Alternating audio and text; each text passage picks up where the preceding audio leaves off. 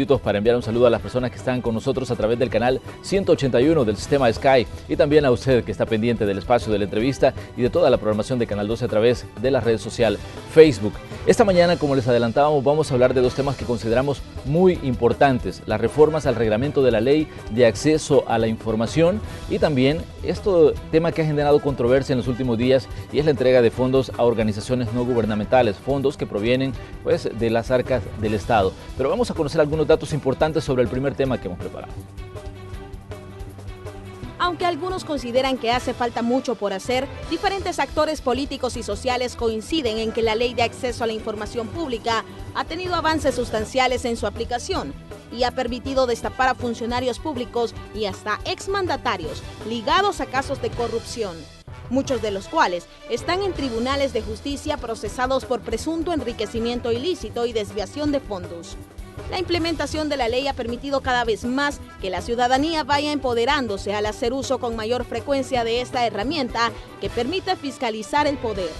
Organizaciones de la sociedad civil evalúan como buena la implementación de la normativa, que logró superar acciones que intentaron obstaculizar su impacto o de restarle facultades al Instituto de Acceso a la Información Pública, instancia encargada de velar por su cumplimiento.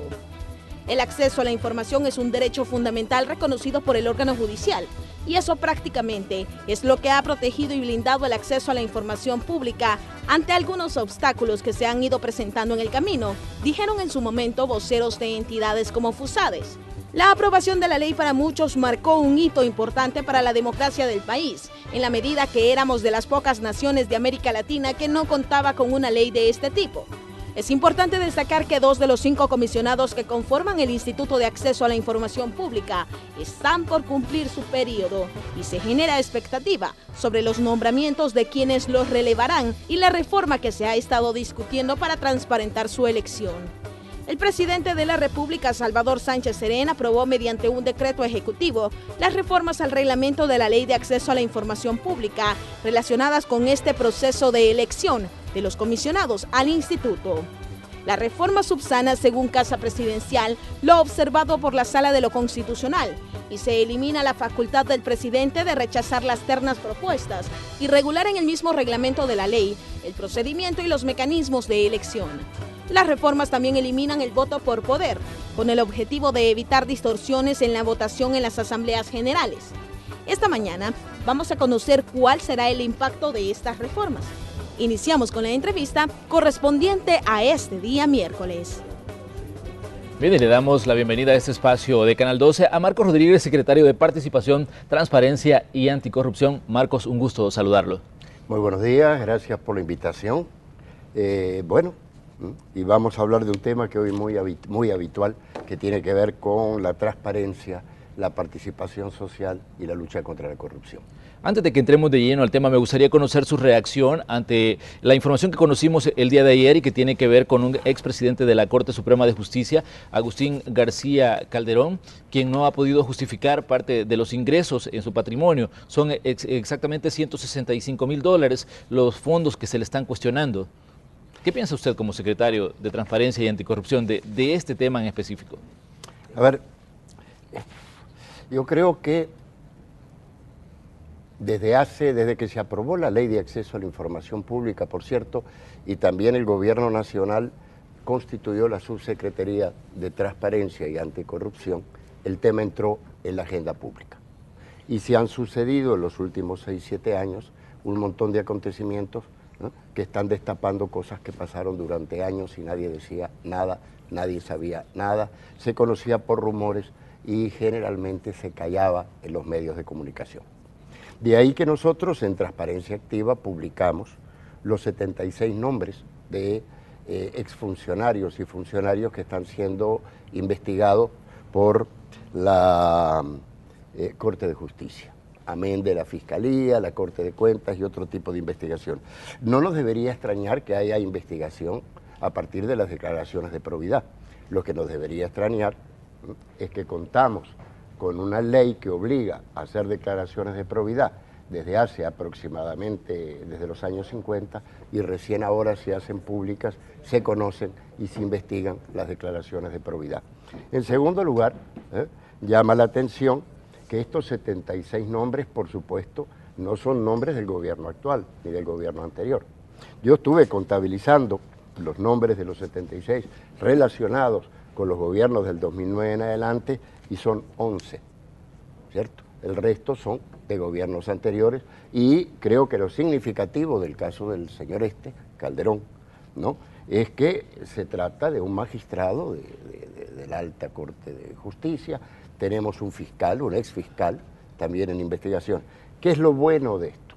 Nadie está por encima de la ley, nadie está por encima de las reglas del juego, ¿cierto? Eso es muy importante. Eso no era así hace 10 años en El Salvador. Y en este programa de presentación que hicieron en este corto, ustedes dijeron algo muy interesante. El Salvador fue uno de los últimos países en América Latina en aprobar una ley de acceso a la información pública.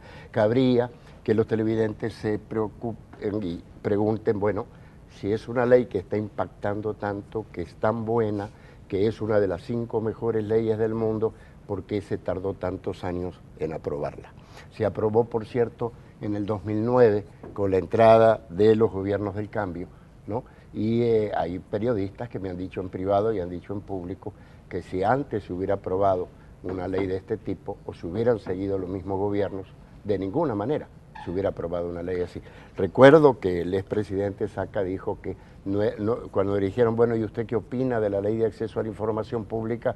Dijo, no hay mejor ley que la que no existe. Y él se entendió que se refería a una ley que ejercía control sobre los medios de comunicación, o sea que no estaba informado exactamente que se trataba de información de los funcionarios públicos. Marco, pero ¿por qué a veces existe todavía tantas dudas de los avances en la lucha contra la corrupción en El Salvador, a pesar de estos avances que vemos y hemos en los últimos años se han marcado, precedentes como ver a expresidentes de la República investigados, algunos ya enfrentando procesos ya en los tribunales, vemos ahora a un expresidente de la Corte Suprema de Justicia que tiene que justificar este dinero, $165,000, vemos a un ex fiscal general de la República que también está en un penal por situaciones que tienen que ver irregularidades que cometió durante el ejercicio de su función. A ver, la pregunta debería ser la siguiente. Es decir, ¿cómo no nos dimos cuenta antes? Esa es la pregunta. Ahora, hay gente que cree que 200 años de uso discrecional del Estado o de uso patrimonial del Estado, patrimonial quiere decir que yo uso el Estado como si fuese mío, fuera mi patrimonio personal. Si usted tiene 200 años de lucha patrimonial del Estado, de uso, de manejo patrimonial del Estado, ¿no? Bueno, lo fantástico sería que en 6 años usted solucionara el problema. Estamos en una etapa que tiene 2 aspectos fundamentales. La primera es el destape, ¿cierto? Y la segunda es la aprobación de medidas efectivas y precedentes, porque no alcanza solamente con aprobar leyes, hay que establecer precedentes para que se entienda que la ley efectivamente se va a aplicar sin distinción. Es probable que en esta situación también tenga su cara oscura. Su cara oscura es el rumor, el chambre, el uso mediático también. El uso mediático, yo quiero eliminar a mi enemigo político, entonces le monto, ¿verdad? Es decir, una historia sobre corrupción y cuando ya pasaron las elecciones nadie se acuerda, ¿verdad?, si eso es cierto o no es cierto. Esto se da en el marco de la lucha política también y de intereses corporativos, religiosos. Por ejemplo, yo en este momento, aparte de Canal 12, que tiene la amabilidad de invitarme, y de los medios nacionales, estoy bloqueado en los otros medios de comunicación. En la Telecorporación Salvadoreña, Canal 21 ya no me ha invitado, ¿verdad? Canal 33 le pedí derecho de respuesta hace un tiempo. ¿Y por qué? Entonces era, bueno, y la democracia, y la libertad de prensa, y la circulación de ideas, y es muy simple, porque nosotros hicimos una investigación también como esta, de las ONG y de los funcionarios, y otras que hemos hecho sobre los viajes de los presidentes, ¿no? Y dimos a conocer que el 60% de las frecuencias del país carecen de documentación original que la respalde y que el 36% la tiene más o menos, que solo el 6% de las más de 350 frecuencias de radio y televisión que existen en el país no tienen el respaldo adecuado. Quiere decir que los documentos o no existen o se han perdido. O sea, no solamente en Capre sucede eso, ¿verdad? Y entonces usted me dice, bueno, qué terrible, y usted no pudo solucionar esto. No, es que eso no se soluciona de la noche a la mañana, ¿verdad? Estaba leyendo ayer en el diario El País de España, ¿no?, que el principal candidato del partido de centro derecha, que parecía que iba a ganar las elecciones en segunda vuelta en Francia, ha sido descalificado, ha bajado muchísimo en las encuestas porque se descubre que durante casi 20 años tuvo empleada a la mujer como asistente y nunca... Bueno, él lo ha desmentido, ¿no? Ha dicho de que todo era una información falsa y que realmente no hay pruebas contundentes de esa investigación, pero realmente creo que el daño pues ya está hecho, ¿no? Porque la gente desconfía ahora de lo que él pueda hacer o lo que él pueda prometer, ¿no? Ayer se supo también que Sarkozy efectivamente va a juicio por financiamiento ilegal de la campaña electoral. En España tenemos el caso. A ver, el poder y el dinero es la base de la corrupción. El conflicto de intereses en cuanto a lo que es mío y pertenece a otros. Es un negocio siempre entre públicos y privados. Esos 20 millones que debe justificar de euros, 20 millones de euros que debe justificar Sarkozy, vienen del sector privado. Pero si hablamos de este lado del continente, también hay investigaciones que considero yo que están llamando muchísimo la atención. El caso Odebrecht, que está salpicando a un expresidente peruano y que hoy por la mañana, por ejemplo, nos desayunábamos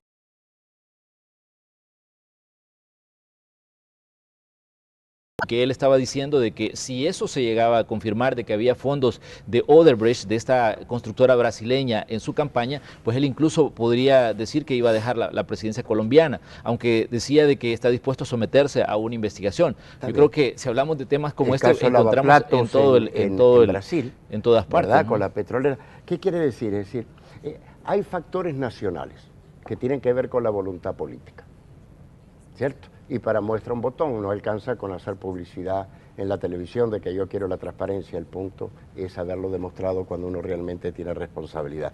Pero no, lo otro es que hay cambios en el mundo, porque eso no solo sucede en El Salvador, ¿verdad? Sucede en México, sucede en Perú, sucede en Brasil, sucede en Argentina, sucede en Chile, en Francia, en España, ¿verdad?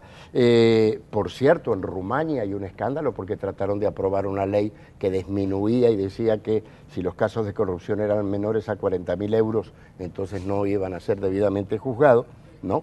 Entonces, y miles de personas se manifestaron, ¿verdad?, en contra de esto. Entonces, hay factores en el mundo que están llevando a que la gente sepa más, a que el control de la información se está cerrando. Hoy ya no alcanza que 4 medios digan, esta persona no la vamos a visibilizar. Están las redes sociales, hay distintas alternativas. Entonces, hay una lucha política más franca.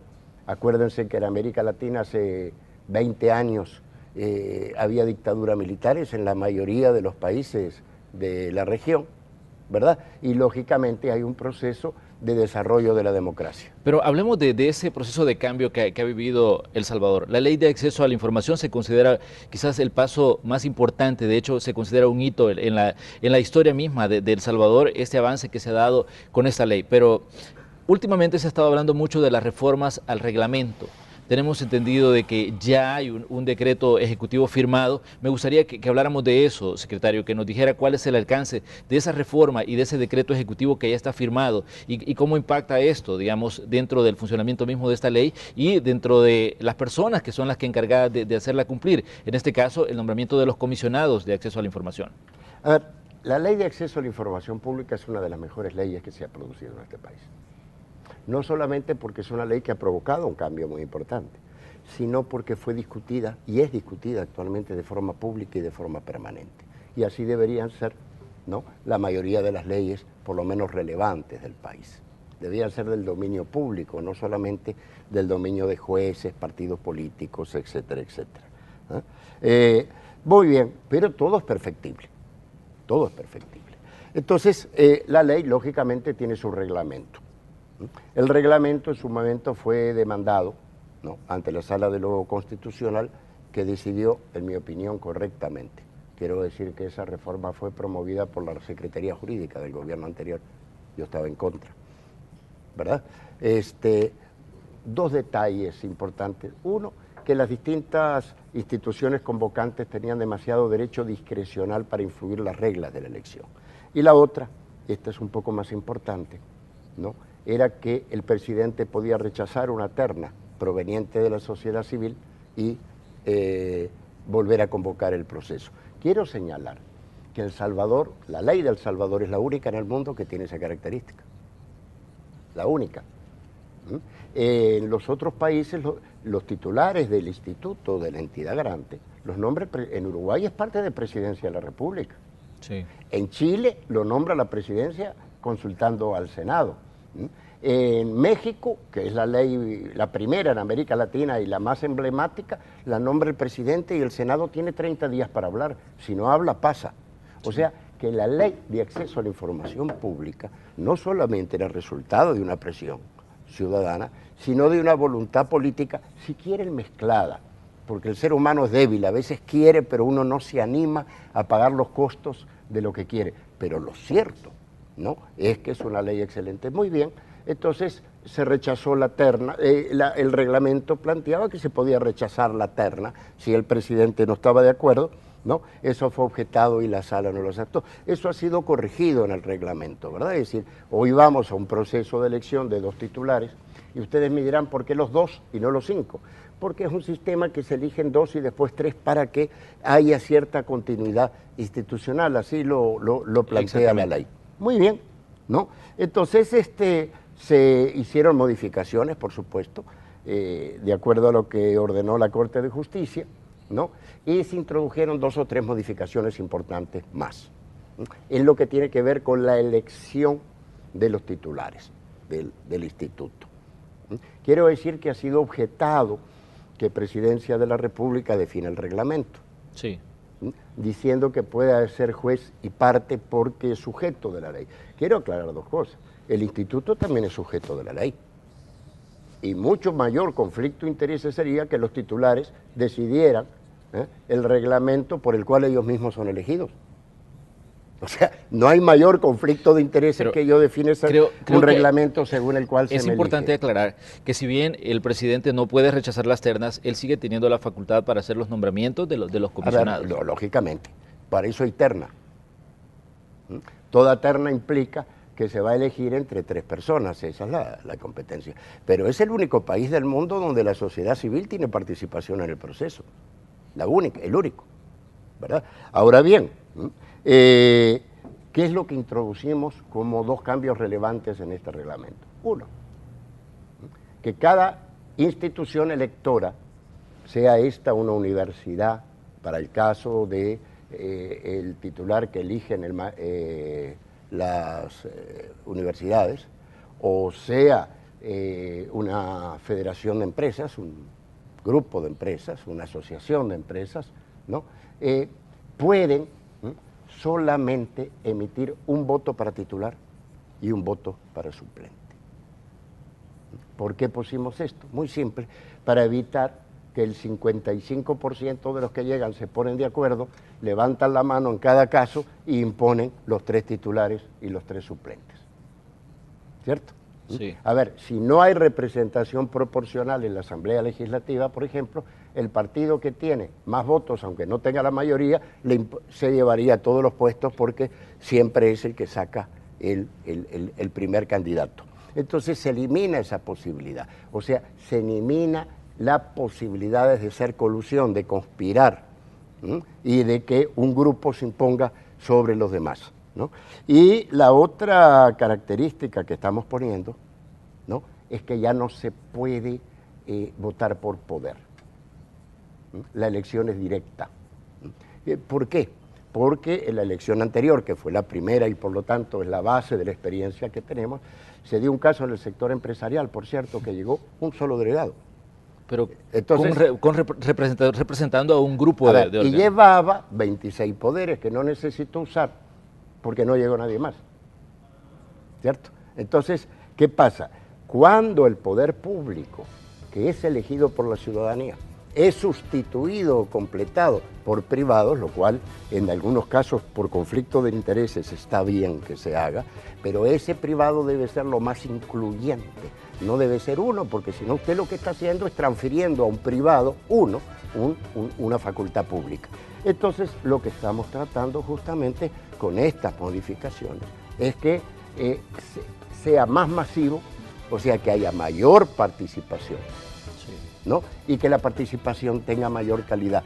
Por último, quiero decir que también estamos introduciendo que todo el proceso responde a los intereses, a los principios de transparencia y rendición de cuentas. O sea, todos los candidatos, una vez ya cerrado el proceso, sus CV son públicas, sus nombres son públicos, o sea, hay observación pública de todo el proceso, ¿cierto? Sería paradójico que para nombrar titulares que vigilan la aplicación de la ley de acceso a la información no haya transparencia justamente y acceso a la información en el proceso. Yo tengo un interrogante, ¿cómo puede impactar esto, digamos, el proceso de selección de los dos nuevos comisionados? Está por vencerse el periodo de Mauricio Vázquez, quien es el representante actualmente de las universidades en el instituto, y también de Jaime Campos, que es el representante del sector empresarial. Un proceso que se encuentra, digamos, suspendido debido a que las ternas que fueron presentadas o las candidaturas que fueron presentadas por estas mismas, las universidades y por el sector empresarial, fueron rechazadas. Sí, quiero decir a propósito que el otro día en un periódico matutino hubo una entrevista donde se cuestionaba este proceso y la transparencia del mismo. A la persona que dice esto, ¿no? Yo le diría simplemente, ¿no?, que ninguna de las personas que no lograron acreditar toda la documentación que formula la ley, claro que hay que leer la ley para saber cuáles son los requerimientos que tiene, ¿verdad? Tienen que presentar pruebas de fiscales, de que no están demandando, igual que para cualquier trabajo público, ¿verdad? Y el tiempo que tuvieron no les alcanzó para certificar todos los papeles. Entonces, yo haciendo cuentas ayer me daba, digamos, no me salían las cuentas en cuanto a que la convocatoria tiene que ser 60 días previo a que se venza el plazo de las dos personas que van a, digamos, que van a concluir su periodo. Resulta ser que ese plazo se da por abierto el 23 de diciembre. El 23 de diciembre fue el último día, digamos, de trabajo del sector público, porque de ahí entrábamos al periodo de vacaciones de fin de año, y se vence pues el 23 de febrero cuando concluye el periodo en este caso de Mauricio Vázquez y de Jaime Campos. ¿Pudo haber influido esto, digamos, para que estas personas no lograran llenar todos los requisitos que les están pidiendo? Influyó, pero no tanto. Quiero decirles que la primera elección que se dio hace 2 años, ¿cierto?, también falló la primera convocatoria. En aquel momento a nadie le llamó la atención porque esto pasa habitualmente hasta en las asambleas de empresarios, accionistas. No hay quórum o no se cumple con un requerimiento y hay una segunda convocatoria. Quiero una respuesta breve a la siguiente interrogante, secretario. Algunos críticos dicen que el proceso se ha suspendido porque se está corriendo el riesgo de que el gobierno esté buscando candidatos a conveniencia. Brevemente, ¿qué le responde usted a estas personas que hacen este tipo de cuestionamiento? A ver, el proceso anterior produjo 5 titulares que han desempeñado bien sus papeles. Yo era el subsecretario y fue un proceso absolutamente transparente. Yo le diría a estas personas, bueno, tienen pruebas o indicios. Pues yo puedo decir cualquier cosa. A ver, yo podría decir que hay un grupo de poder, ¿cierto?, conformado por 5 o 6 asociaciones y el partido principal de la oposición, ¿sí?, que está haciendo una puja muy grande alrededor de este tema. ¿Sí? Y que hay intereses políticos y de sectores. Bueno, posiblemente los sectores de interés que no quieren que se investigue lo de las frecuencias, también les interesa este tipo de cosas, ¿verdad? Entonces, ahora, si yo dijese eso, que no lo estoy diciendo, ¿estoy abonando a la discusión pública o estoy haciendo rumores de cantón? Vamos a cerrar por el momento el tema en este punto porque me están pidiendo que me vaya a comerciales, pero sí, al regresar vamos a dar nuevos datos precisamente de este proceso de selección de estos 2 comisionados del Instituto de Acceso a la Información. Así que continúe con nosotros porque el tema no está concluido todavía. Ya volvemos. Funcionarios de distintas carteras de Estado ex candidatos a diputados o a consejos municipales, militantes de partidos políticos e incluso diputados activos de la Asamblea Legislativa forman parte de los fundadores o directivos de las distintas organizaciones no gubernamentales que recibieron fondos públicos del Presupuesto General de la Nación correspondiente a 2016. El pasado 15 de diciembre, la organización Acción Ciudadana presentó ante la Corte de Cuentas de la República un desglose de múltiples organizaciones que recibieron fondos públicos de los presupuestos de 2015 y 2016 para que se audite el uso que le dieron. Este año la historia se repite. La Asamblea Legislativa volvió a asignar fondos a varias organizaciones en el presupuesto 2017. En al menos una decena de casos, los nombres de las organizaciones se repiten con las de 2016, algunas vinculadas a partidos políticos. La Corte de Cuentas de la República ha iniciado formalmente el procedimiento para auditar a las organizaciones no gubernamentales que recibieron recursos públicos de los presupuestos generales de la Nación aprobados para los años 2015 y 2016, según informó en un comunicado. A la Corte se le está solicitando que se auditen los 14.6 millones que recibieron en total 47 organizaciones en el presupuesto de 2015 y 74 ONGs en el año 2016. En el comunicado girado por la institución Contralora, las autoridades se comprometen a darle prioridad a las auditorías de aquellas ONGs que recibieron $100,000 o más del presupuesto general de la Nación del año pasado. Además, aseguran que el 90% de las organizaciones denunciadas serán auditadas en el primer semestre del año y el otro 10% será incorporado en las auditorías del curso normal del plan anual del presente año. Representantes del gobierno y del partido Arena justifican el dinero que reciben organizaciones no gubernamentales. Diputados areneros señalan que no es malo entregar dinero a las ONGs siempre y cuando hagan bien las tareas. El secretario técnico de la presidencia, Roberto Lorenzana, dijo que la entrega del dinero es una práctica que siempre se ha dado en los presupuestos generales. Desde 1992 siempre ha existido financiamiento a instituciones no gubernamentales, agregó Lorenzana. Esta mañana vamos a conocer qué dice la Secretaría de Transparencia sobre estas erogaciones de fondos que provienen de los impuestos a estos organismos. Continuamos con la entrevista de este miércoles.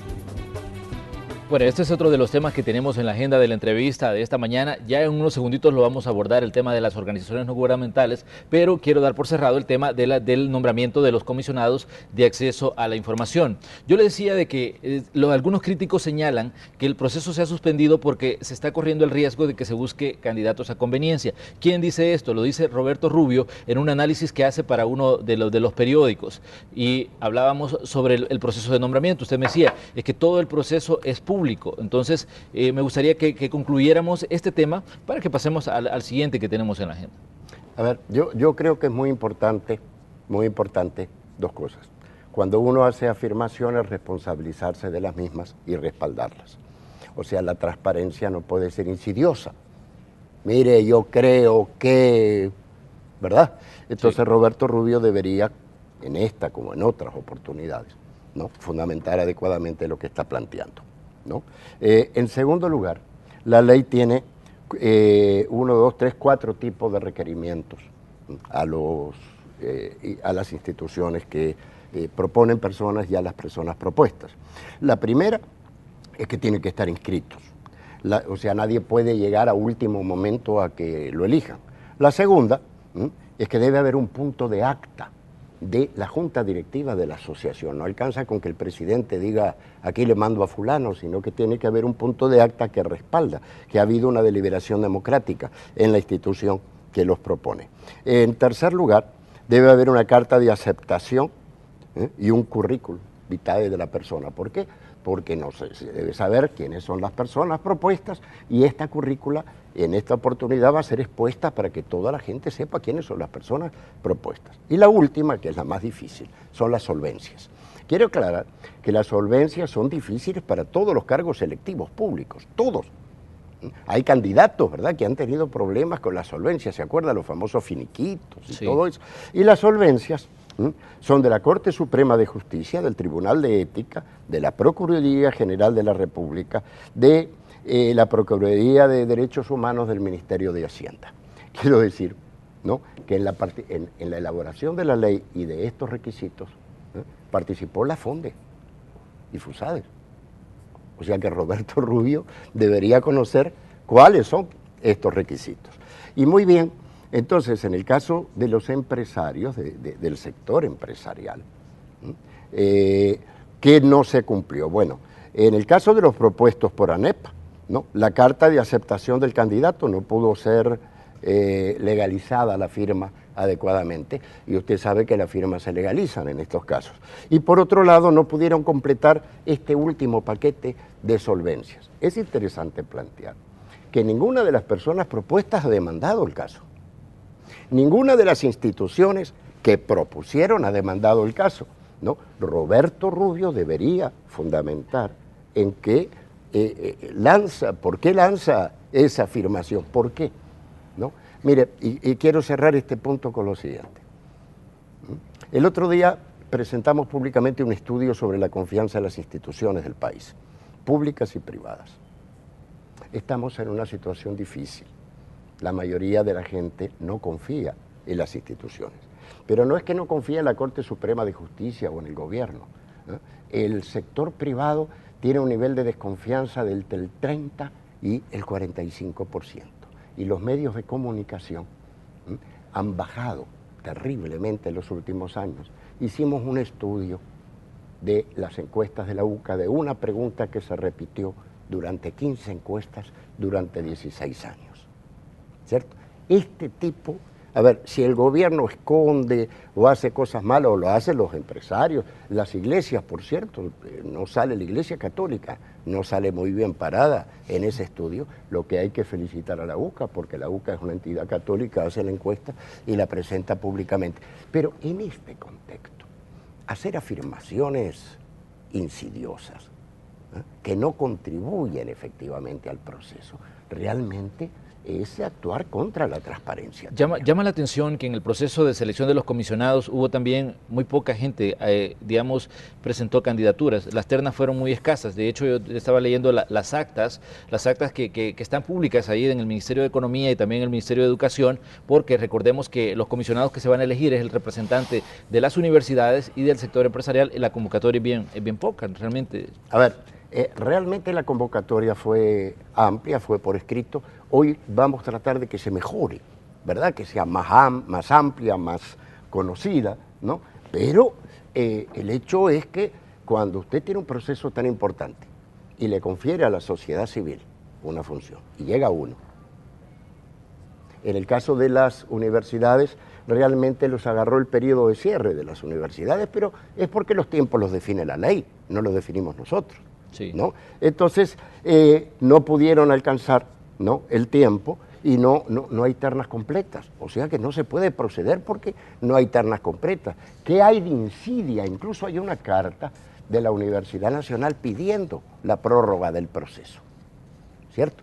Entonces, realmente creo que es muy serio esto de estar haciendo afirmaciones al tin samarín y generando un malestar sobre un proceso que, bueno, yo no sé qué no es público, y qué no se puede solicitar por ley de acceso a la información. Secretario, pública. me gustaría que cerráramos este tema hablando de, porque estas son las reformas en cuanto al nombramiento de comisionados, pero ¿qué pasa con las reformas que tienen que ver, al reglamento que tienen que ver con la aplicación de la ley de acceso? ¿Falta todavía? ¿Está en estudio? ¿Se va a publicar pronto? ¿O cómo se encuentra esta parte? Mire, a ver, el proceso de elección se publicó rápidamente. ¿Por qué? Porque después de la consulta pública que se hizo para esto, que también enfoquetada y ensuciada, ¿cierto? Realmente el no tener las modificaciones del reglamento para la elección de los nuevos titulares era complicado, ¿no? La otra, después de consultar a la sociedad civil, se está haciendo una consulta, como hace Secretaría Jurídica, a distintas instancias del Ejecutivo, ¿no?, y de otras instancias del Estado.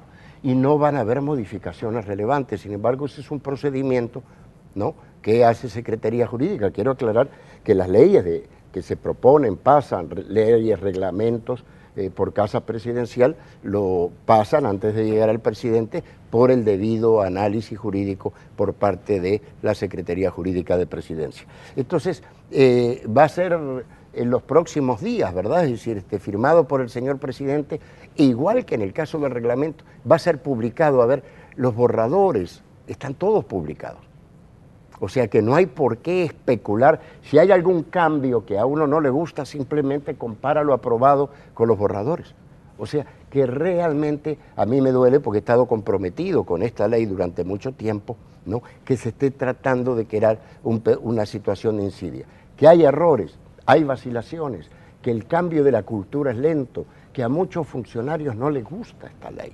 Lógicamente, dígame usted si a usted le gustan las leyes de Hacienda, por ejemplo, de fiscalización de impuestos.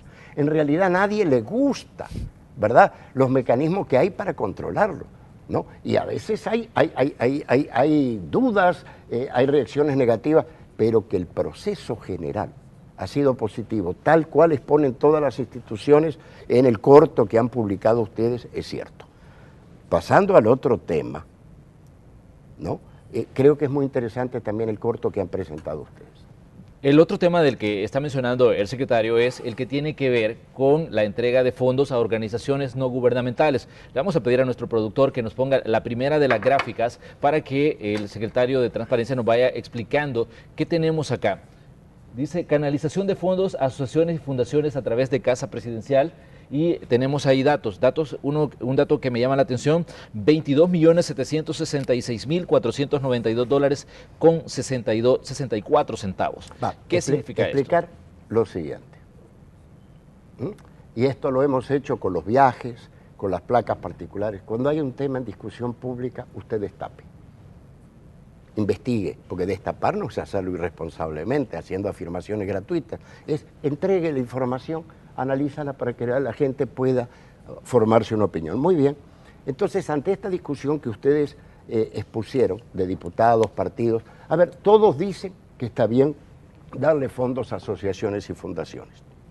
Quiero agregar una cosa. Todos los países desarrollados del mundo dan fondos a asociaciones y fundaciones, y muchas de ellas trabajan en El Salvador y las aplaudimos, ¿cierto? Por lo tanto, ahí no hay problema. ¿Por qué? Porque hay cosas que lo hacen. A ver, ¿cree usted que una DESCO hace algunas cosas mejor que el Estado? Sí, porque tiene la confianza de los vecinos. ¿Por qué esa DESCO no va a ser apoyada por el Estado? Si hay una fundación que trabaja a favor de la tercera edad, ¿por qué no va a recibir apoyo del Estado? Entonces, ahí no hay no debería haber ningún problema. El problema está situado en las reglas del juego. Siempre ha habido apoyo, lo que pasa es que no se conocía. Entonces nosotros dijimos, muy bien, ¿no?, hagamos dos cosas. Hagamos público los fondos que pasaron por Casa Presidencial desde 1999 a la fecha. Digo, porque hay gente que cree que el antes y después de Cristo en El Salvador es el 2009. Y para tener una perspectiva amplia es importante conocer toda la información. Y encontramos que pasaron $22.766.000 que se canalizaron a fundaciones y asociaciones en concepto de donaciones o subsidios. No estamos incluyendo contratos. Si incluimos contratos, ¿verdad?, sube la cantidad, pero el contrato está más regulado, ¿verdad?, la ley, la CAP, es decir, existe distinta regulación. Entonces, son 157 instituciones y no hemos sacado todavía el cálculo, pero yo diría que si usted considera el presupuesto que recibió Casa Presidencial durante estos 17, 18 años, ¿no?, la suman, que parece mucho, $22.700.000 en el tiempo, ¿no?, no es más que el 1% del presupuesto de Casa Presidencial. Ya que estamos hablando de un periodo de tiempo en específico desde 1999, vamos a ir al gráfico 2 para que podamos tener una idea de las erogaciones que se hicieron en diferentes periodos de la presidencia. Tenemos ahí, Francisco Flores dice $2.844.899 con 95 centavos. Antonio Saca, $9.070.991 con 82 centavos. Mauricio Funes, $5.328.166 con 87 centavos. Y el profesor Salvador Sánchez Serén, $5.522.434 con 74 centavos. Aquí solo explicar dos cosas, ¿no? ¿Por qué no arrancamos con Cristiani? Porque hemos trabajado con la información que está digitalizada. El resto está en archivos de papel. En la medida de lo posible vamos a entrar al periodo de Calderón Solid y Cristiani, pero no hay información digitalizada sobre los mismos, ¿no? Y la segunda aclaración es que las cifras lógicamente no es lo mismo 5 o 4 millones hace 20 años que ahora. Incluso cuando usted se jubila, a mí me decían, porque estuve haciendo determinadas Pero, secretario, averiguaciones. el cuestionamiento aquí va sobre todo, tal vez no en la entrega del fondo en sí a organizaciones no gubernamentales, sino el tipo de organizaciones a las que se ha estado financiando. Vamos a la próxima lámina. La lámina 3, por favor, producción. Acá hay un punto interesante sobre las reglas del juego. En el periodo de Francisco Flores y de Antonio Saca, la Asamblea Legislativa tomaba decisión de transferir fondos a Casa Presidencial, y Casa Presidencial decidía a quién se los daba. Ni la Asamblea Legislativa, ni los medios de comunicación, ni usted que está viendo esto, sabían cuáles eran los fondos, a qué instituciones se destinaban estos fondos. A partir del periodo de Mauricio Funes y de Salvador Sánchez Serén, el 66% y el 87% en el actual gobierno, lo que se ha implementado hasta ahora, son instituciones que están incluidas en el presupuesto en la Asamblea Legislativa. Y usted me diría, yo diría, ¿por qué no se ha discutido este punto nunca antes en el pasado? Es que antes de los gobiernos del cambio, usted no sabía ni qué instituciones habían recibido el dinero. Era imposible una discusión pública. La Asamblea Legislativa, por lo cual debe felicitársela, ¿no? Desde el periodo de Mauricio Funes, efectivamente, publica todas las organizaciones que reciben el dinero y por eso usted lo puede conocer, ¿no? Entonces, lo que está en discusión, ¿no? Es una discusión que solo se puede producir si hay transparencia, o sea, si se publica la información. Anteriormente, ni siquiera podía conocer los nombres de estas organizaciones. Si quiere, vemos la próxima lámina y voy a hacer un comentario la número 4, sobre las instituciones. Ahí la tenemos. Muy bien. A ver, hay 27 instituciones, en el caso de Flores, que recibieron el 50% de los recursos, 62, no, estas son el total, 27, 62, 38 y 30. ¿No? Y solo 4, 1, 3 y 5 recibieron el 50% de los fondos. Sí. Nosotros entonces hemos analizado de forma más profunda esto y encontramos lo siguiente. La gran pregunta que se puede plantear usted es, ¿hay conflictos de intereses? O sea, ¿realmente el que da el dinero lo hace con reglas claras, punto 1?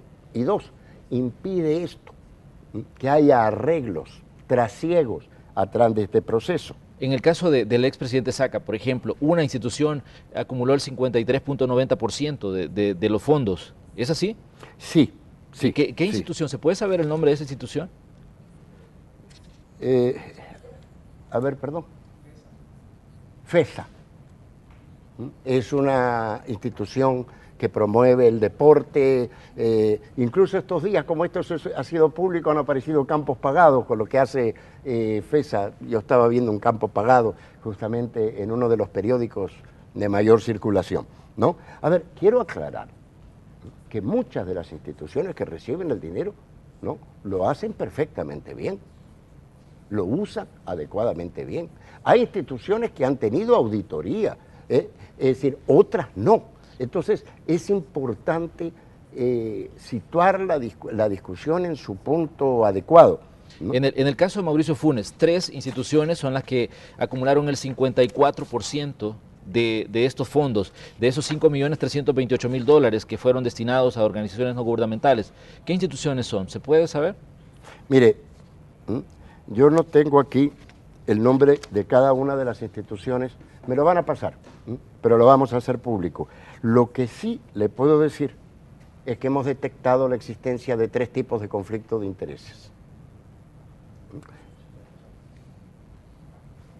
Exactamente. Lo que pasa es que la situación, creo yo, que se complica cuando se sale esta información en la Asamblea Legislativa y se conoce que incluso diputados activos tienen algún tipo de organización y reciben algún tipo de fondo. Acá está. A ver, en el caso de Francisco Flores hicimos un hallazgo importante. 3 de las 4, y en particular 2 de las 4 instituciones que recibieron el 50% de los fondos, fueron transferidos a través de la Secretaría de la Familia, que como usted sabe y ustedes saben, la presidía siempre, ¿no? La primera dama en ese. La primera dama. Y las instituciones que recibieron los fondos, Asociación Familias en Progreso y Fundación La Niñez Primero, que recibieron entre las dos algo así como $650.000, las presidía la primera dama también. Y en el caso, O sea, en el caso del expresidente Funes, que son 3. No, este caso, mire, de que es el mismo, ¿verdad? Es el único caso. Con esto de la Asociación Familias en Progreso, parece que inclusive viene de Calderón Sol, que es una institución, ¿no?, que tenía regulado en sus actas de constitución que la presidencia le iba a tener siempre la primera dama. Sí. Entonces, esto se produce en el gobierno de Calderón Sol, en el gobierno de Flores y en el gobierno de el señor Saca. O sea, que la institución civil que recibe dinero está presidida por la primera dama de la República. Después de esto, inclusive esta asociación recibió dinero en el primer mes del gobierno de Funes, porque estaba en el presupuesto y después se cortó. Ninguna de estas dos instituciones, Asociación Familias en Progreso o Fundación La Niñez Primero, han recibido fondos durante los últimos 7 Pero aquí habla años. de 3 organizaciones en el caso de Mauricio Funes. ¿Cuáles son las otras 2? ¿O cuáles Mauricio, son las instituciones que recibieron bien, el 54%? Mauricio Funes, Asociación Cadena Cristiana de Difusión Club 700. Ha recibido $1.812.500. La Asociación Proyectos Comunales del Salvador, Procomes, ha recibido $647.000. Y la Fundación Salvadoreña de Apoyo para las Víctimas y Afectados de la Pandilla, se llama Fundación Una Mano Amiga, ha recibido $400.000. En algunos casos, debemos decir, cuando vemos los casos de las principales organizaciones, encontramos 3 tipos de conflictos de intereses y muchas que no lo tienen. El primero es el más flagrante, ¿verdad? Cuando el que da dinero se lo da a una institución que uno mismo preside. Eso se dio con seguridad en el gobierno del presidente Flores, se continuó en el presidente Saca y muy probablemente, ¿no?, en los gobiernos anteriores. Estamos tratando de verificar. El segundo conflicto de interés es cuando el que decide es parte de una institución. Por ejemplo, si hay organizaciones civiles que tienen miembros de partidos políticos que están en la Asamblea Legislativa, que levantan la mano y votan por el presupuesto y son al mismo tiempo o están relacionados directamente con una institución. En este caso es un conflicto de interés existente y más débil. Y en el tercer caso es cuando es una persona que usted encuentra que pertenece a un partido político, pero puede ser también a una iglesia cristiana o a un equipo de fútbol. Quiero aclarar o a una entidad empresarial, a una asociación empresarial. Este es el tercer tipo de conflictos de intereses. Marcos, con esto nos vamos a ir a una pausa y regresamos con el cierre de la entrevista de hoy. Le pedimos que continúe con Canal 12, ya venimos. Bueno, estamos cerrando ya el espacio de la entrevista y estamos hablando sobre este tema que ha acaparado mucho la atención en los últimos días, los fondos que se entregan de las arcas del Estado a organizaciones no gubernamentales. El secretario de Transparencia hablaba de 3 conflictos de interés, pero a mí hay uno que me llama sobre todo la atención y es cuando en los nombres de algunas organizaciones aparecen diputados en activo, es decir, gente que está en la Asamblea Legislativa que pertenece a estos organismos y está votando por un presupuesto y está votando también por darle fondos a las organizaciones a las que ellos pertenecen. ¿Cuál es su comentario respecto a este punto en específico que creo yo que es uno de los que más se cuestiona? Es muy simple. Cuando hay conflictos de intereses hay que regularlo. Y la regulación va desde que alguien no es elegible hasta que la persona que decide se abstiene de decidir. Eso sucede también cuando hay licitaciones, hay otro tipo de decisiones en el ámbito público, ¿verdad? Entonces, indudablemente, ¿no? Arena ha hecho una propuesta de proyecto de ley, nosotros lo estamos analizando, se hizo un poco a la apurada, pero es bueno que esto se regule, pero no para dificultarlo, sino para que realmente sea lo más transparente y las organizaciones civiles puedan hacer su papel. Ahora, en lo que tiene que ver, usted puede decir muy bien, o excluye las asociaciones donde hay algún diputado, alternativa 1, o simplemente no vota, se abstiene de votar en ese punto, ¿cierto? 2, hay gente que dice, no, es que miren, ahí está fulana de tal o fulano que es de un partido político, ¿cierto? A ver, si usted tiene que en este país, hay que tener cuidado, ¿verdad? Porque le vamos a agregarle entonces sectores empresariales, iglesias, y ya no participa nadie, ¿cierto? Entonces, es decir, indudablemente hemos encontrado en las directivas gente de todos los partidos políticos, siempre y cuando no haya conflicto de interés, sería un atropello realmente, porque mucha gente que está en partidos políticos, ¿no? Lo está por servir al público. Hay gente que está en fundaciones o asociaciones porque está para servir al público. Entonces lo que hay que hacer es regularlo y tratar de no usar la información maliciosamente. A mí me parece importante destacar también que muchas de esas organizaciones hacen un excelente trabajo en comunidades, en zonas rurales, y no se está cuestionando el trabajo, sino la transparencia de los fondos que se les está dando y la participación de la gente que forma parte de esas organizaciones. Hay 2 o 3 casos que usted se puede reír y con esto cerramos. Casos cómicos, Fundación Real Madrid. ¿Cierto? Durante el gobierno del presidente Saca recibió recursos, igual que la Fundación ¿Cuánto recibió esta fundación? McDonald El Salvador. Fundación Ronald McDonald El Salvador. Ronald McDonald, el muñequito de McDonald's, recibió $225,000. ¿Y en el caso de del Real Madrid?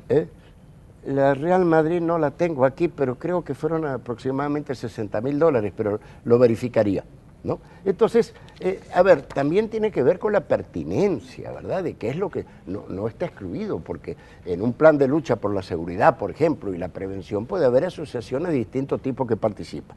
También tenemos la Asociación de Scout del Salvador, Hogar de Anciano Narcisa Castillo de Santa Ana, la iniciativa Pro Arte Popular, ¿no? $36,000, $255,000, $91,000. Fíjese qué interesante. Si en los SCAU, en estas instituciones, hubiera en su directiva alguien que pertenece o perteneció a un partido político, ¿deberíamos excluir la institución? Para mí sería una locura. Lo que no se debe admitir es que haya gente que es juez y parte en el proceso decisional, pero lo podemos someter, porque mañana viene una persona laica y dice, mire, uno de los mayores receptores, por cierto, es la Iglesia Católica, o organizaciones afines a la Iglesia Católica. Alguien que no es católico podría decir, porque es evangélico, ¿no?, que no deben estas organizaciones recibir plata del Estado. Entonces realmente usted lo que está es impidiendo que un tejido de organizaciones normales de la sociedad puedan coadyuvar, funcionar, fortalecer el capital social y aportar al país. O sea que se trata simplemente de vernos al espejo, ver la realidad, analizarla, dar la información adecuadamente y no a través de chambres, ¿cierto? ¿Para qué? Para que haya una discusión pública de calidad y tomar las medidas que no se tomaron durante 200 años de vida independiente y republicana, ir transparentando poco a poco el país. Bueno, secretario, le queremos agradecer que haya venido a conversar con nosotros y que, bueno, pongamos sobre la mesa de discusiones estos temas que hemos tratado esta mañana. Gracias por acompañarnos. Muchísimas gracias por invitarme. Bueno, así cerramos nosotros el espacio de la entrevista correspondiente a este día. Por supuesto, les invitamos a que continúen con Canal 12. Tenemos mucho todavía que contarles en la segunda parte de Noticiero Hechos. Ya volvemos.